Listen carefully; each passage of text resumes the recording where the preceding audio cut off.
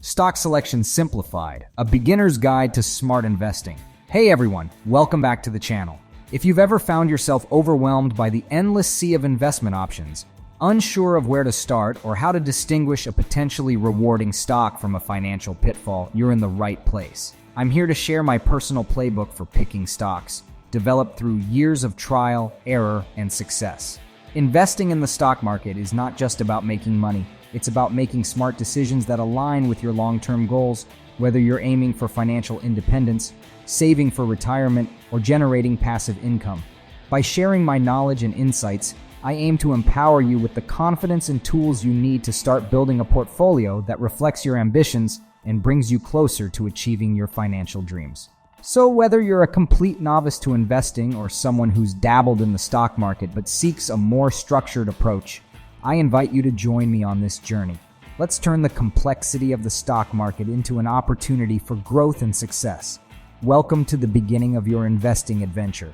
Step 1. Pinning down your investing goals. All right, first things first, let's talk goals. What are you even investing for? See, not everyone's playing the same game here. If you're on the younger side, you might be looking to grow your portfolio as much as possible, aiming for that sweet compound interest over time. But if retirement's on the horizon, you're probably leaning more towards keeping what you've got safe and sound, maybe even starting to live off your investments. Then there are those of us looking for a nice middle ground, seeking out investments that regularly pay us back with dividends and distributions.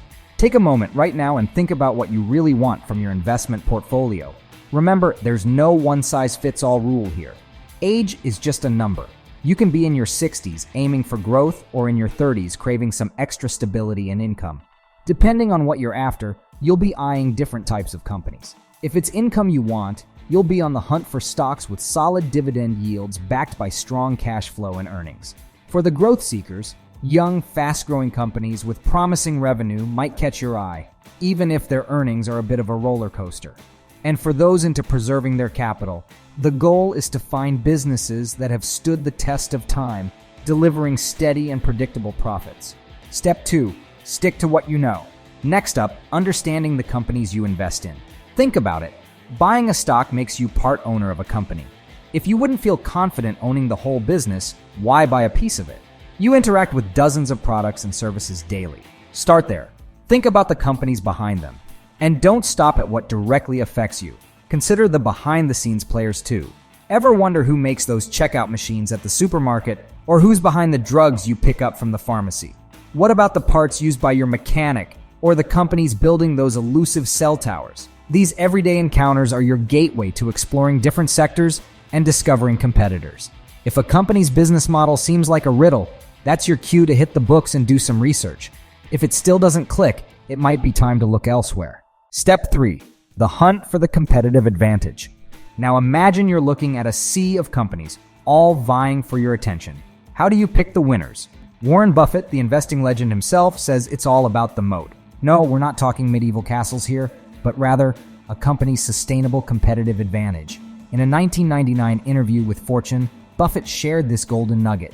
It's not about how much an industry will grow or its impact on society. Instead, success in investing comes down to a company's competitive advantage and, crucially, the durability of that advantage.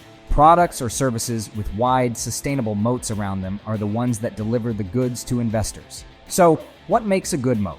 It could be anything from the scale of the business, high switching costs for customers, a brand that stands out in a crowd, patents and intellectual property, to a network effect that gets stronger as more people use the service. Identifying these factors in the companies you're eyeing can help you pick the leaders in the pack. Step 4. Pricing the prize. Narrowed down your list to companies with solid moats? Great! Now, let's talk money. How do you figure out a fair price for their stock? Here are a few methods to get you started. 1. Price to earnings ratio, PE ratio. This is where you take the company's share price and divide it by its earnings per share from the last year. Looking for stocks trading below their historical average PE ratio can signal a good deal, but remember, a higher PE might be justified if earnings are expected to shoot up. 2. Price to sales ratio, PS ratio. Especially useful for those growth stocks that aren't profitable yet. Here too, historical averages give you a baseline, but always keep an eye on future potential. 3. Discounted cash flow modeling. For those who love diving deep into the numbers, this involves making projections about a company's future and discounting those future cash flows to today's dollars to get an estimate of fair value. 4. Dividend yield. If income is your game, the dividend yield is a key figure. A higher than average yield might indicate a stock is undervalued. Just make sure those dividends are sustainable. Step 5. Safety first, the margin of safety. Lastly, it's time to talk about the margin of safety. This is the concept of buying stocks at a price well below your calculated fair value. It's like a safety net, ensuring that even if you've overestimated a company's worth, you're still likely to avoid big losses. How big should that safety net be? For stable, predictable companies, trimming 10% off your target price might be enough. But for those high-flying, growth-oriented stocks, consider a wider margin. Think 15% to 30%. To protect against the unexpected twists and turns in their journey. And that, my friends, wraps up our comprehensive guide on investing in stocks. But our conversation doesn't end here. If you have questions, thoughts, or experiences you'd like to share, don't hesitate to drop a comment below. Your insights not only enrich our discussions, but also help others in our community. And who knows, your question or suggestion might inspire the topic of our next video. Don't forget to hit that like and subscribe button if you've enjoyed today's video.